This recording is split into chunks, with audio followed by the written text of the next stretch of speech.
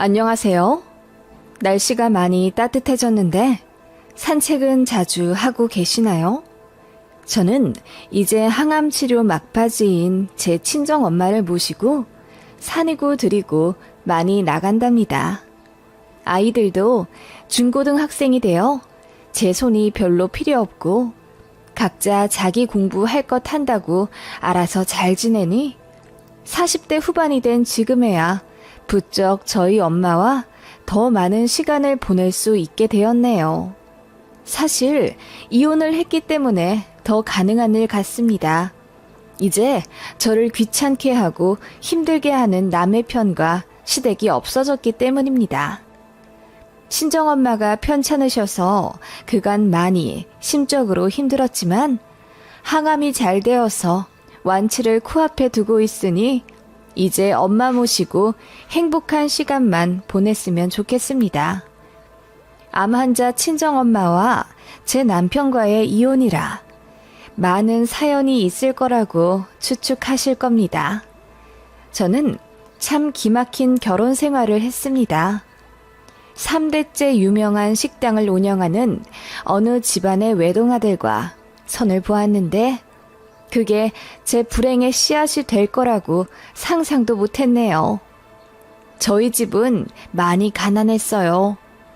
친정아빠가 돈 사고만 내내 치다 저 20살 되던 해 돌아가시고 빚만 남기셨습니다. 그런데 그게 다 친척들한테 빌리신 돈이라 어떻게 모르는 척 하기도 어려웠어요.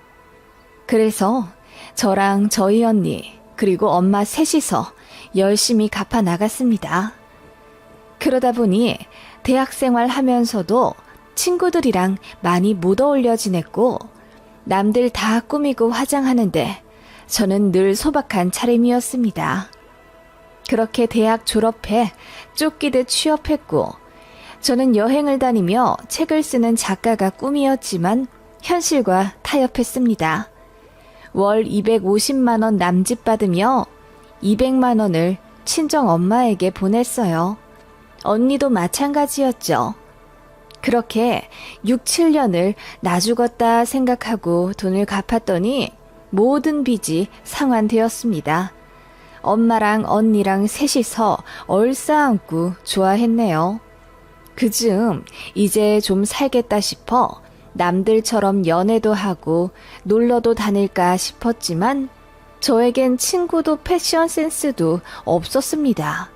초라해진 저였지만 나이가 나이인 만큼 또 제 자랑 같지만 외모가 그리 나쁘지 않았기에 선이나 소개팅 자리가 곧잘 들어왔었네요.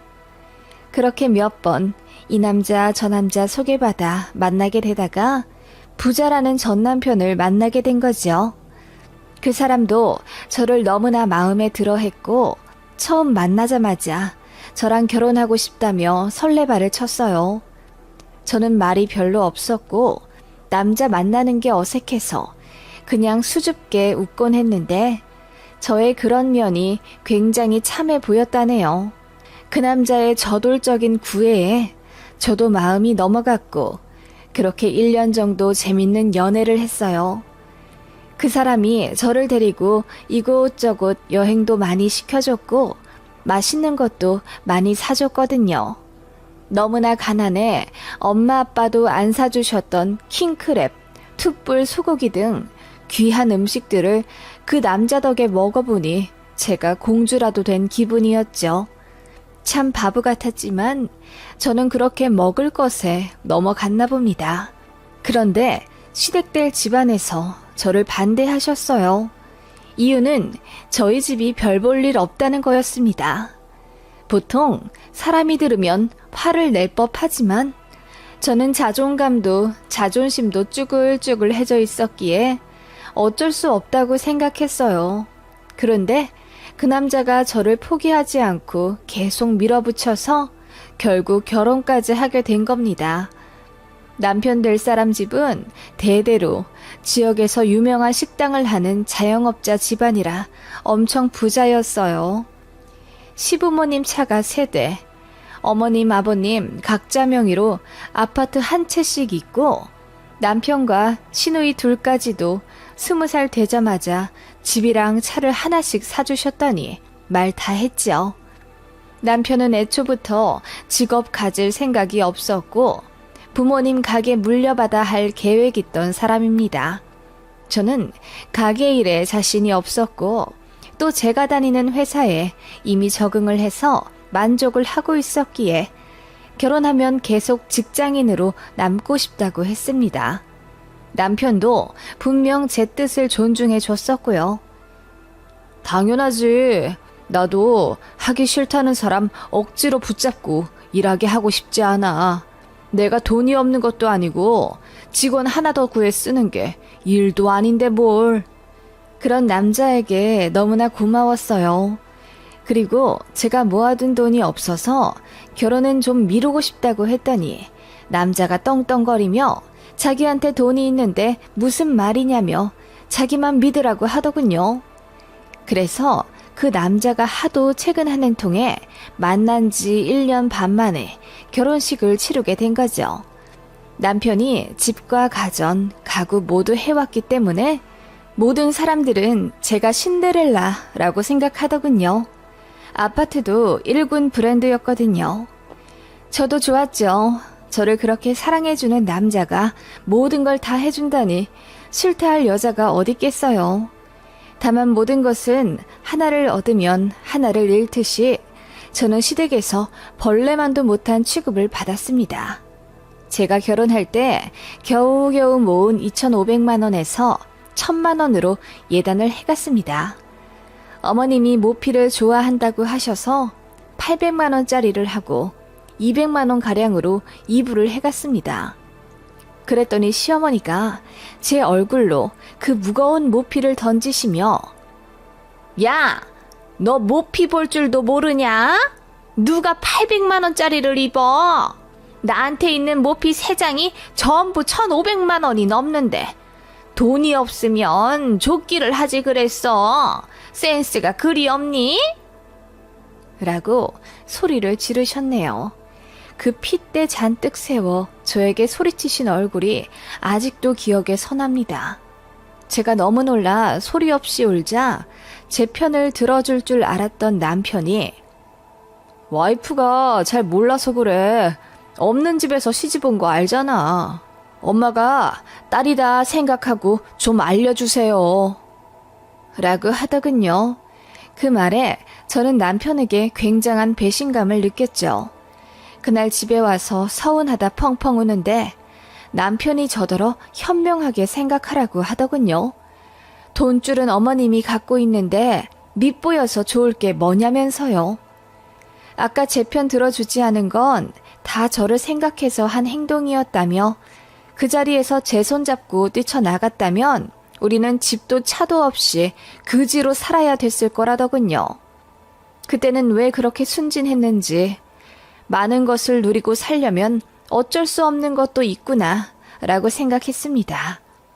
그 이후로도 어머님은 툭하면 저를 가게로 불러내어 일을 시키셨고 저에게 멍청이, 모질이 등의 비하 발언을 하며 무시하셨습니다.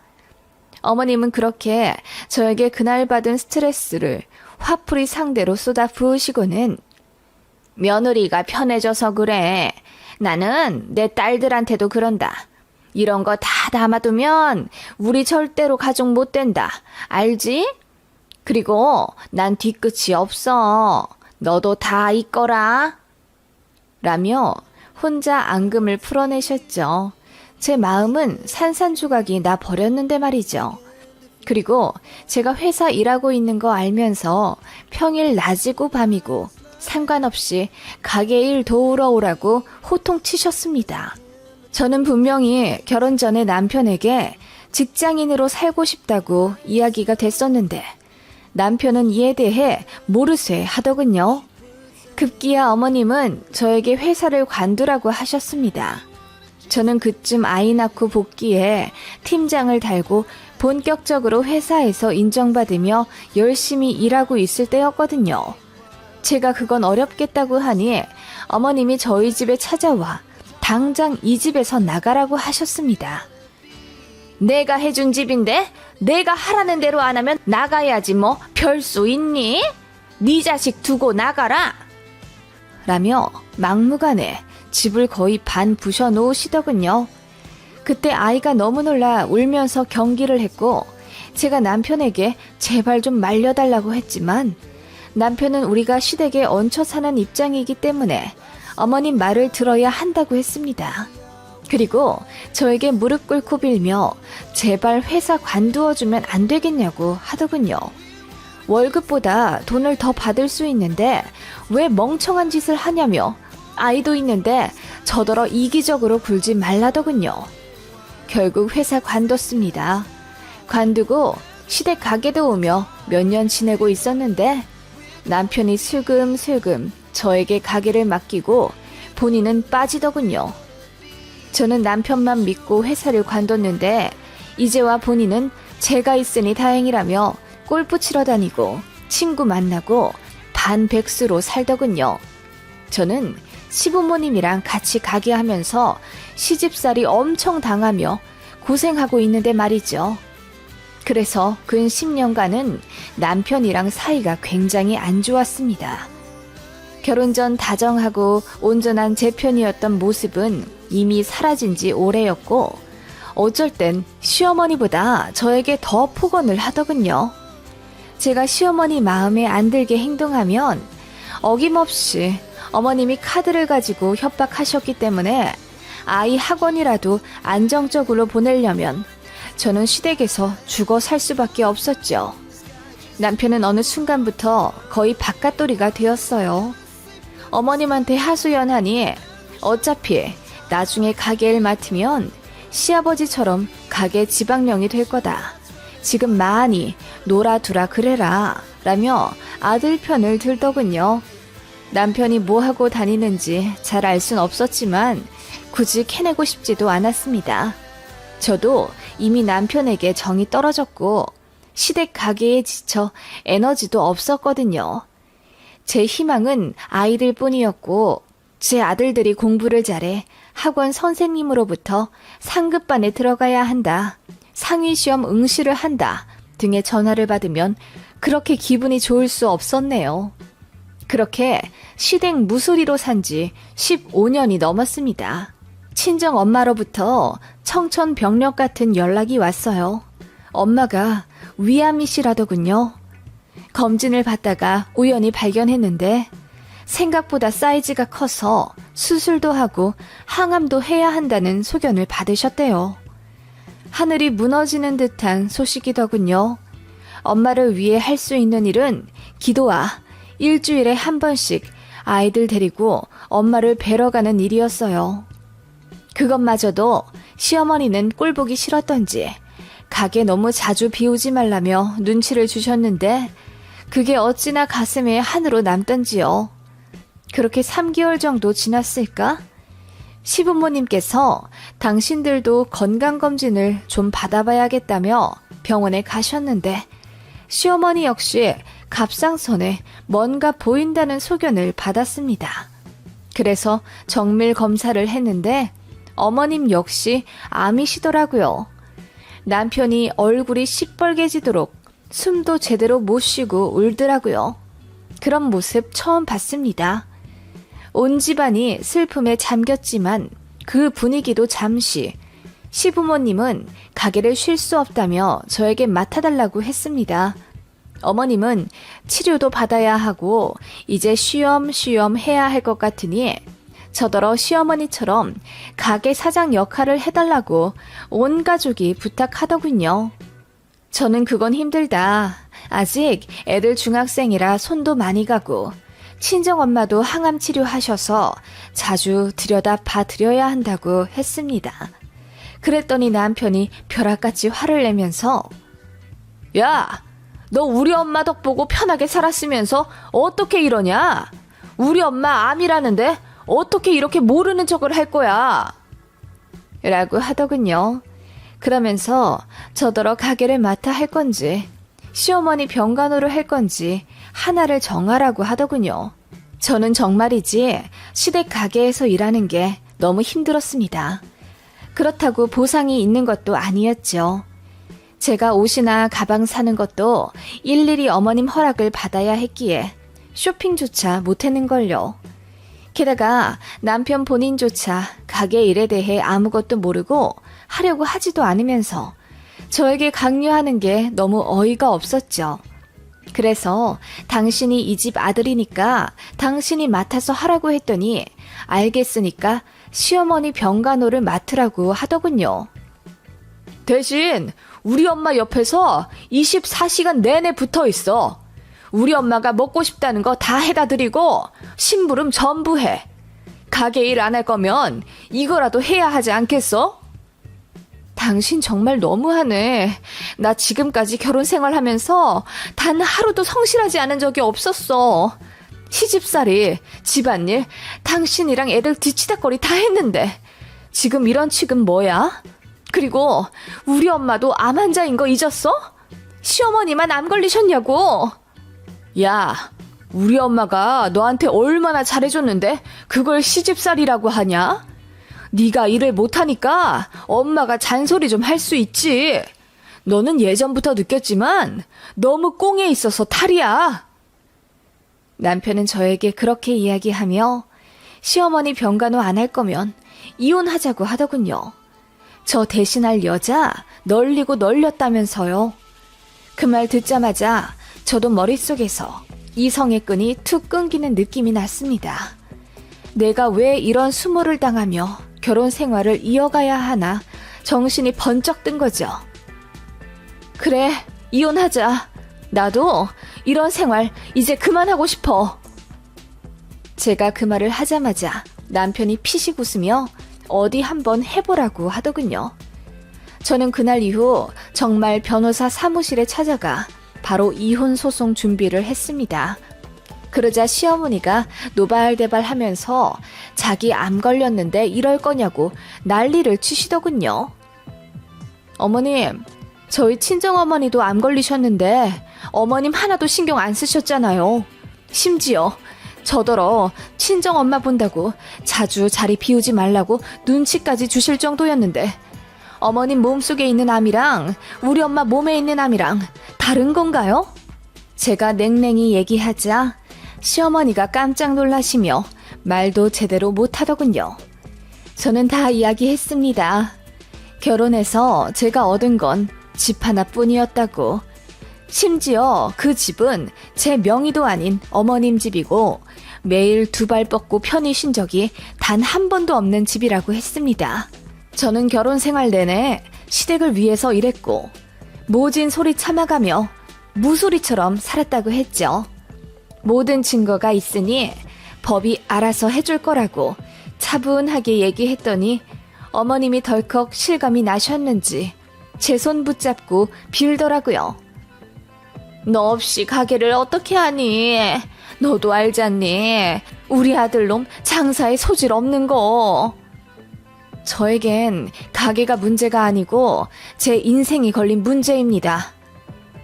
시어머니는 그제야 저에게 미안하다며 사과하셨고 남편도 뒤늦게 겁이 났는지 저에게 한 번만 봐주면 안 되겠냐 반성했다. 이혼만은 참아달라 빌더라고요. 저는 그대로 이혼 소송 진행했습니다. 그리고 진행하며 알게 된 사실이 있었죠. 바로 남편이 외도를 했다는 점이었네요. 솔직히 밖에서 뭐 하고 다니나 궁금은 했는데 알고 싶지 않았다는 게 맞았다는 것 같아요. 집안일에 가게 일에 너무 지쳤었거든요. 그런데 남편은 제가 시댁 가게에 매달려 살고 있을 때 5살 연하의 유부녀를 만나고 다녔더군요. 그 여자의 남편에게 그 사실을 알렸습니다. 그리고 제 남편은 그 여자 남편에게 사정없이 맞았습니다. 시어머니가 그 꼴 보고 뒤로 넘어가시더군요. 그렇게 모든 자료 제출해 이혼 소송에서 2년 만에 이겼습니다. 위자료 3천만 원에 그동안 시댁에서 일했던 값을 시급으로 매겨 2억 정도 추가로 받아냈어요. 그리고 양육권과 양육비를 아이 한 명당 40만 원, 총 80만 원 받기로 했습니다. 그렇게 저는 아이들 학교 근처에 전세로 아파트를 얻었고 친정엄마를 모셔왔어요. 그리고 살뜰히 간호하며 항암 치료 받으시게 했죠. 그렇게 엄마는 모든 치료를 이겨내며 저의 간호를 받으며 많이 나아져 가시고 계세요. 지금 벌써 이혼한 지 2년이 흘렀는데요. 큰아이는 고3인데 아마 우리 학교에서 최고 좋은 대학교에 갈 듯하네요. 둘째도 공부에 소질이 있고요. 전 남편과 그 집안의 근황은 들을 때마다 놀랍더군요. 일단 전시댁 가게가 망했습니다. 어머님이 손 떼고 전 남편에게 위임하려 하셨는데 남편이 운영을 개떡같이 해서 알바들도 하루아침에 다 간둬버리고 손님도 끊겼다네요. 그래서 어머님이 다시 사장으로 들어오셨는데 어머님 역시 항암 중이라 몸이 약해지신 관계로 운영을 제대로 못하셨다네요. 결국 저의 이혼 이후 2년 만에 가게는 폐업을 했고 그동안 벌어둔 돈을 빚 갚는 데 쓰느라 어머님 아파트 하나를 팔았다고 하더군요. 그리고 나서 또 가게를 낸다고 아버님의 아파트를 팔았는데 그거 역시 망해간다는 소문이 있고요. 남편 명의 아파트 하나 있는데 아마 거기서 시댁 식구들 다 모여 살겠죠. 어머님은 혼자 셀프 간병하느라 죽을 마실 거고 남편과 자식이라고 있는 것들은 다 사람 구실을 못하니 속 터지실 겁니다. 남편이 가끔 제 아이들을 만나면 자기 조만간 알거지 될 것 같으니 엄마랑 다시 합치게 도와달라는 헛소리를 한 모양인데 아들들은 전적으로 제 편이라 그런 소리 한 번만 더 하면 연락도 안 할 거라고 했다더군요.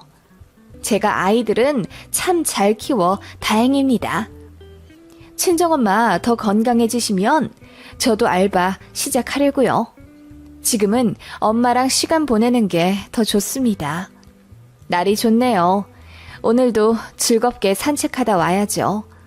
여러분도 모든 근심을 끊어버리시고 행복한 나날들 되시길 바랍니다. 안녕하세요. 저는 이제 결혼 2년 차인 새댁입니다.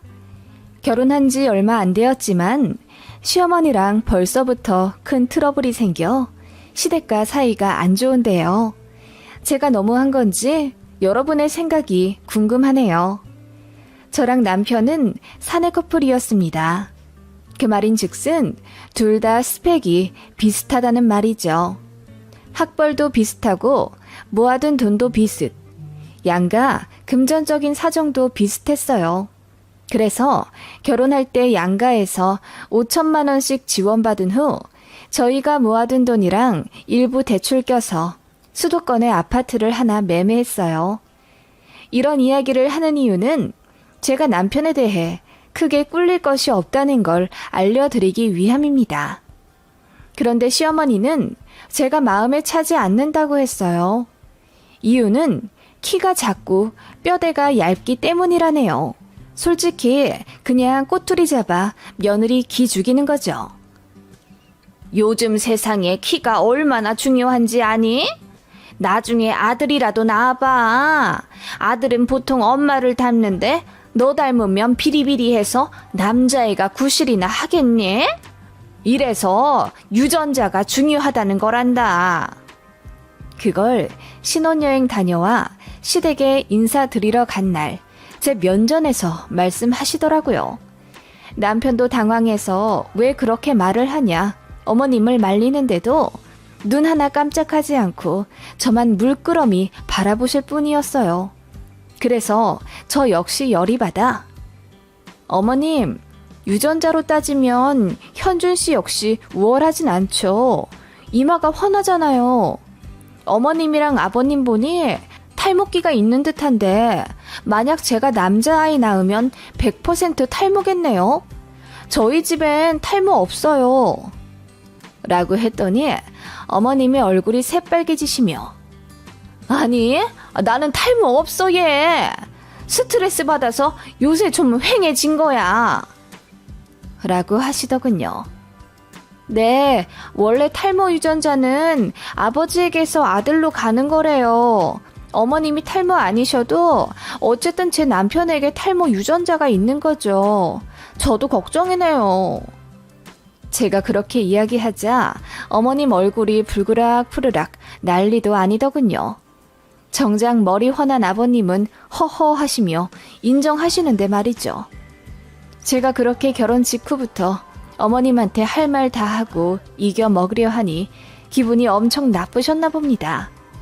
그날 이후부터 안부 전하며 명절 오가는 순서 등으로 저에게 압박을 주셨어요. 뭐만 하면 결혼한 지 얼마 안 되어 모른다. 아직 애송이라서 그렇다. 등등 저를 가스라이팅하며 가르치려고 하셨어요. 게다가 저희 신혼집에 말도 없이 찾아와 집안 여기저기를 둘러보시며 저에게 사치가 심하네, 집 정리를 잘 못하네 등등 잔소리를 엄청 하셨습니다. 제가 원피스를 하나 새로 사서 옷장에 걸어 놓았는데 택이 안 떼어져 있으니 가격을 보셨습니다. 그런데 20만 원이라고 적혀 있으니 시어머니가 엄청 놀라신 모양이에요. 저더러 돈이 땅에서 샘솟아 나오냐며 이렇게 저더러 비싼 옷을 사면 그 돈을 자기 아들이 갚는 거나 마찬가지인데 사치 좀 부리지 말라고 하더군요. 그 옷이 택에는 20만 원이지만 실제로는 3만 원짜리입니다. 그래서 택에만 그렇게 되어 있지 실제로는 아니라고 했더니 어른을 가지고 논다며 저더러 건방지게 거짓말을 한다고 난리를 치시더군요. 그러면서 저희 친정 엄마에게 전화해서 딸 교육 다시 시켜 보내셔야 한다고 말을 해야 한다는 거예요. 그 말 듣자마자 저도 꼭지가 돌아서 어머님, 왜 사실을 이야기하는데 믿질 않으세요? 현준 씨가 어릴 때 거짓말을 그렇게 많이 하며 자랐나요? 그래서 남의 자식도 툭하면 거짓말한다고 생각하시는 거죠? 라고 대들었더니 시어머니가 무슨 말을 그렇게 하냐며 놀라시더군요. 저는 한술 더 떠서 직접 그 자리에서 친정 엄마한테 전화를 걸었습니다. 그랬더니 시어머니 얼굴이 파리해지며 저더러 미쳤다고 하더군요. 그냥 해본 말이야. 정말 안 싸도 나한테 전화를 드리면 어떡하니? 당장 끊어. 어머님이 폰을 뺏으며 끊어버리셨고 씩씩거리며 저를 노려보시다가 나가셨습니다. 그날 이후로는 저희 집도 안 오셨고 전화도 거의 안 하셨어요. 단 어머님이 제 남편에게 전화해서 며느리가 무섭다, 보통 성질 아니니 조심하라 하셨다네요. 남편은 어머님이 선을 넘은 걸 아니까 도리어 어머님에게 화를 내며 그만 좀 하라고 언성을 높였고 그래서 모자간에 말다툼이 심했다고 합니다. 그게 결혼한 지 6개월도 안 되어 일어난 일이었죠. 저는 시어머니 때문에 이혼한다는 사람들 심정을 100분 이해하게 되었습니다. 남편을 사랑해서 한 결혼인데 그 남자의 어머니라는 사람이 저에게 사사건건 시비를 걸고 못 잡아먹어 안달이면 그 결혼이 행복할까요? 그리고 그렇게 마음에 안 드는 며느리라도 어쨌든 아들이 선택한 사람인데 받아들여야 한다고 생각합니다. 그런데 어머님은 제가 어머님 마음에 들 때까지 가르치고 교정하며 기를 죽이고 순종하게 만들 생각이셨던 것 같아요. 다른 건 다 참아도 저희 친정 엄마한테 전화한다 어쩐다 하신 건 정말 선 넘은 거라고 생각했습니다. 그때 어머님한테 정이 제대로 떨어졌죠. 그러다가 사건이 제대로 터지게 된 계기가 있습니다. 저희는 2월에 결혼을 했고 제 생일은 결혼식 1주 전이었습니다. 제 남편 생일은 10월이고요. 남편 생일 전쯤이 추석이었는데 그때 저희 친정에 가서 생일 파티를 했습니다. 친정엄마가 소갈비에 미역국 푸짐하게 차려주시고 남편이 잡채 좋아한다고 해서 정말 대솥 가득 만들어 주셨습니다. 그리고 생일 축하한다고 봉투도 두툼하게 해서 주셨고요. 그렇게 추석날 장모님 사랑 듬뿍 받고 온 사위였죠. 구태여 시댁에 이야기하진 않았습니다. 그래서 시댁에서는 제 남편이 생일 2주 전에 처갓집에서 미리 생일상 받았다는 사실을 모르고 계셨어요. 그렇게 남편 생일 당일날이 되었죠. 어머님이 새벽부터 저에게 전화를 하셔서는 현준이 생일인데 미역국은 끓였니? 아직 안 끓였으면 어서 일어나서 끓여라. 고기는 있지? 라고 하시더군요. 어머님, 지금 새벽 5시예요. 저희 아침 안 먹고 출근하는 거 모르세요? 그리고 저녁에 생일 기념으로 외식하기로 했어요. 제가 짜증 섞인 말로 대꾸하자 어머님도 기분이 나쁘신 듯. 아니, 오늘 같은 날은 아침에 남편 생일상을 좀 차려줘야지. 아무리 맞벌이라도 너무하는구나. 라며 전화를 탁 끊어버리셨죠. 그래서 그날 새벽부터 기분이 안 좋아 생일 맞은 남편에게도 제가 짜증을 냈습니다. 어떻게 이런 전화를 받게 하냐고 화를 냈더니 남편도 면목 없다고 하더군요. 그런데 그날 점심에 시어머니한테 전화가 또 왔습니다. 현준이가 전화를 안 받는구나.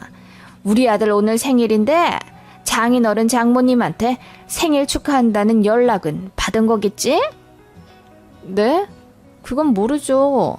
그리고 현석 씨네 부서 오늘 출장 나가 있는 걸로 알고 있어요. 너희 엄마 설마 딸 결혼하고 맞는 첫사위 생일인데 오늘 전화 한 통은 주셨겠지? 글쎄요. 엄마도 바쁘고 저도 바빠서 오늘 통화 못했는데요.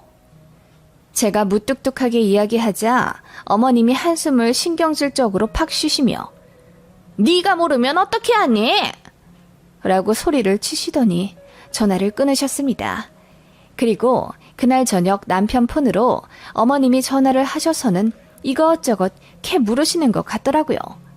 장모님이 오늘 생일 축하 전화를 하셨냐는 게 질문 같았습니다. 남편이 밥 먹으며 무심하게 안 받았다고 하자 어머님이 전화를 끊어버리시고는 저에게 전화를 거시더군요. 그러더니 벼락같이 소리를 지르며 예! 너희 엄마 정말 너무하시다. 오늘 사위 첫 생일인데 어떻게 이렇게 모르고 지나갈 수가 있니? 네가 사위 생일 몇 월 며칠이라고 귀뜸 안 해드렸어? 그렇다면 너도 문제다. 라고 하시더군요. 어머님, 왜 이렇게 화를 내세요? 저희 어머니 사위 생일 잘 알고 계세요. 저번에 추석에...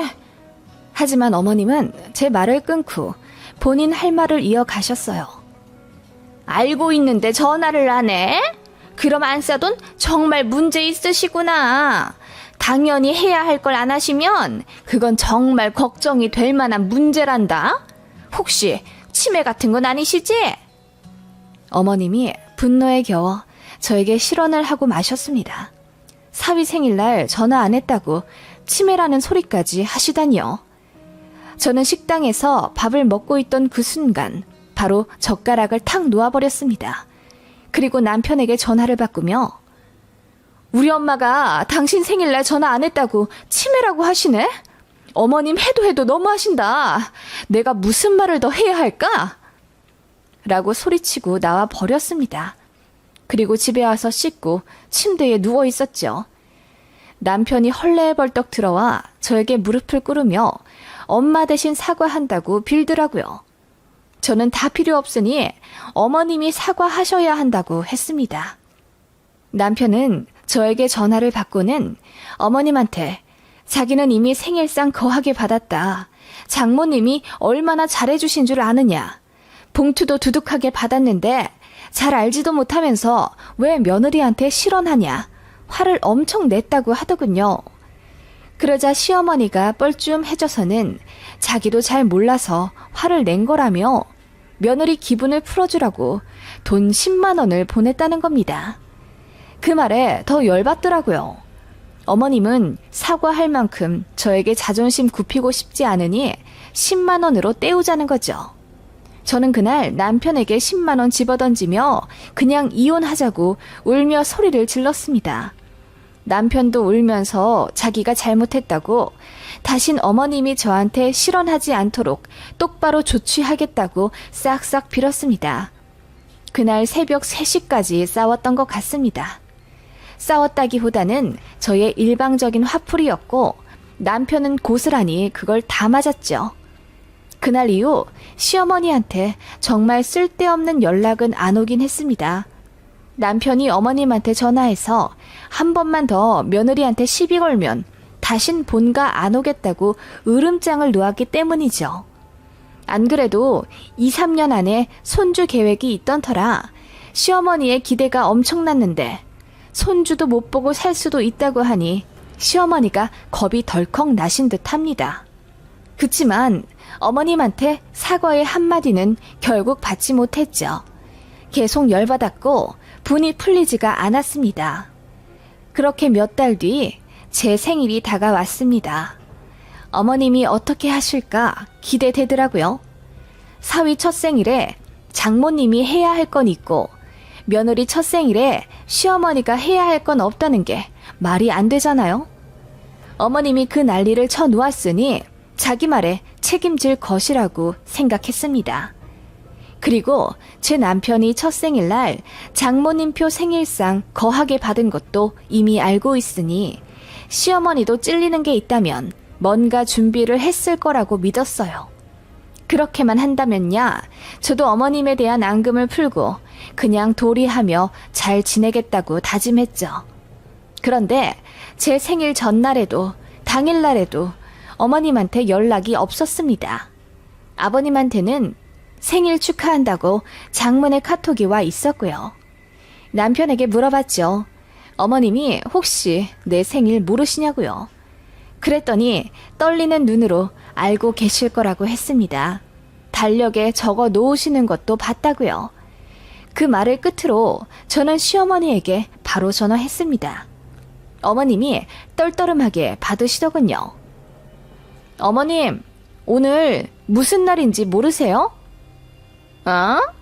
오늘? 글쎄, 난 모르겠는데? 어머님은 분명 알고 계시는데 모르는 척 하시는 게 느껴졌습니다. 저에게 축하한다는 말도 하기 싫어서 모르는 척 하시는 거였죠.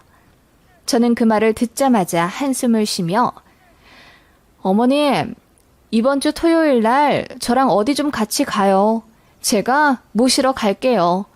편한 옷 입고 기다리고 계세요. 라고 했습니다. 그러자 어머님이 의아한 듯 어딜 가냐고 물으시더군요. 저는 그날 되면 아실 거라고 하고 끊었습니다. 그리고 그 주 주말 제가 차를 끌고 시댁으로 갔습니다. 어머님이 옷을 차려입고 저를 기다리고 계시더라고요. 그러면서 한편으로는 며느리가 시어머니 모시고 데이트라도 하려는 건가 싶은 기대감이 있어 보였습니다. 저는 아무 말 없이 어머님을 모시고 행선지로 향했죠. 어딜 가냐고 물으셔도 가보시면 안다고 했습니다. 그렇게 어느 주차장에 도착했고 어머님께 내리시라고 했죠.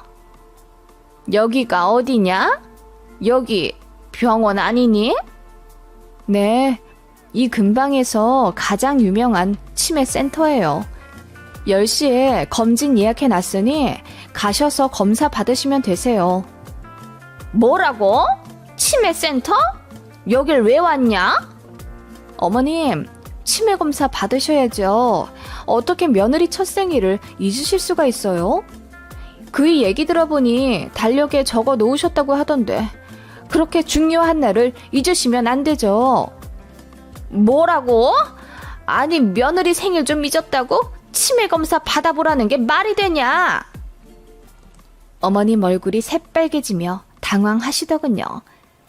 네, 어머님도 저희 친정엄마 보고 사위 첫 생일 잊었다고 치매 아니시냐고 했잖아요.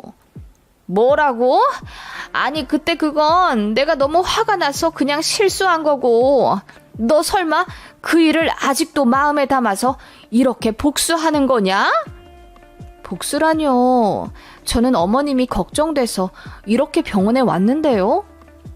제가 싱긋 웃으며 어머님을 바라보자 어머님이 턱까지 덜덜 떨며 저더러 대단하다고 하시더군요.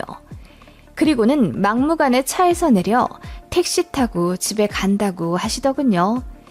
저는 어머님을 붙잡고 10시 예약했으니 검사만 받으라. 분노 조절 안 되는 것도 병일 수 있다고 간곡하게 말씀드렸습니다. 그러자 시어머니가 갑자기 엉엉 우시더라고요. 야, 너 너무한 거 아니냐? 그래, 너 성질 대단한 거 제대로 알았다. 다신 안 건드릴 테니 그만하자. 어머님, 그럼 사과도 하셔야죠. 저희 친정엄마 치매 아니냐고 했던 거 저한테 너무 상처였으니 사과하세요. 제가 어머님 가방을 붙잡고 늘어지니 지나가던 사람들이 수근거리더군요. 그러자 어머님이 다 익은 토마토처럼 빨개진 얼굴로 미안하다, 미안해, 됐니? 나 갈란다 라고 하시며 택시 승차장으로 뛰어가셨습니다. 저는 그대로 차 끌고 집에 왔고요. 남편이 아침부터 어딜 갔다 오냐고 하길래 제가 다 말했습니다. 어머님 모시고 치매센터 갔다 왔다고 하니까 처음엔 놀라더니 그렇게까지 해야 했냐며 좀 원망스럽게 얘기하길래 이렇게 안 하면 어머님은 결혼 생활 내내 저를 갈구실 텐데 그럼 우리는 이혼밖에 답이 없다고 했습니다. 그랬더니 남편이 수긍하더군요. 어쨌든 자기가 중간에서 잘 못해서 저에게 상처 준 거라며 미안하다고 사과도 했고요. 시어머니는 그날 이후로 저에게 전화 절대 안 하시고요. 아버님 통해 말씀하시길 이번 명절에는 식사도 건너뛰자고 하시네요. 어머님이 머리 싸매고 알아 누우셨나 봐요. 저는 사과드릴 생각이 없습니다. 이 얘기를 회사 동기들한테 얘기했더니 박장대소하면서 잘했다고 하더라고요. 어떤 선배는 눈물 흘리면서 자기도 시어머니한테 좀 그랬어야 했는데 못한 게 한이 된다며 울더군요. 그런데 누군가 말하기를 이런 시간이 오래되면 결국은 남편이 저에게 시어머니께 저드리기를 요구할 수도 있다네요. 정말 제가 잘못한 건가요? 먼저 선 세게 넘은 시어머니는요? 다신 그러지 말라고 경고 차원에서 치매센터 데려간 겁니다. 손 붙잡고 끌고 가서 검사 받으시게 한 것도 아닌데 제가 너무한 건가요?